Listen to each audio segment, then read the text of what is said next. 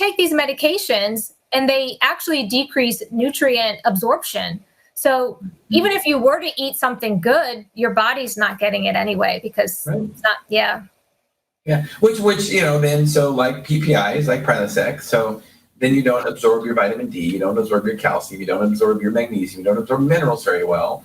So then you have osteoporosis later on, and Big Pharma gets to sell you osteoporosis drugs. I mean, seriously, they create another disease, and then they give you a drug to create side effects. So later on, you got to take another drug. I mean, seriously, just think about it. It's true. It's exactly what I saw. It's what I saw when I was practicing. I just could not believe, if I was somewhere for a very long time, I would watch people just add and add and add to their medication regimen. And it would be very concerning for me. And I'd be like, wait a second. It just made me realize something's not adding up. If we're supposed to be helping people by giving them these, why are they taking, I just could not wrap my head around what we were taught. It wasn't making sense. And, I asked a lot of pharmacists. They weren't rogue like us. They weren't the cool ones. Okay. I asked them all the time. I'd be like, you guys wonder this? Do you ever ask questions? Do you look at these people? And they're like, well, Jen, they probably eat at McDonald's every day.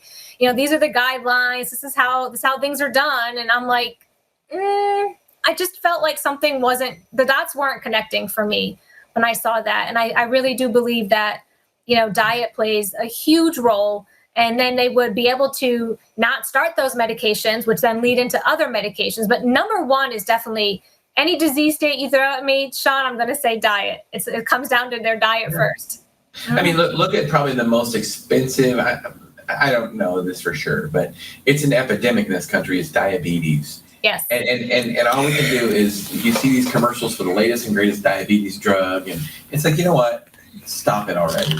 You don't need a drug for type 2 diabetes, okay? I mean, you need to change your diet. That's first and foremost. No, I don't care what the studies say. There is no diabetes drug that makes you healthier at all. I mean, I don't care what they say, that it prevents this, that, and the other.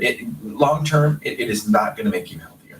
No, it does come down to diet and also exercise, losing weight. A lot of people that end up having type 2 diabetes, they say it's genetics, but a lot of people that I see that end up being diagnosed are overweight.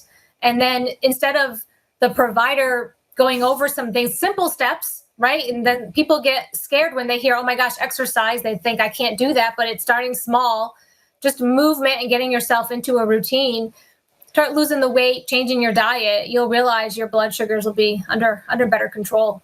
Well, speaking of intermittent fasting, I challenge anybody that's a type 2 diabetic, if they're not on any medication that's going to make them go hypoglycemic, low blood sugar, I challenge them to fast for 24 hours.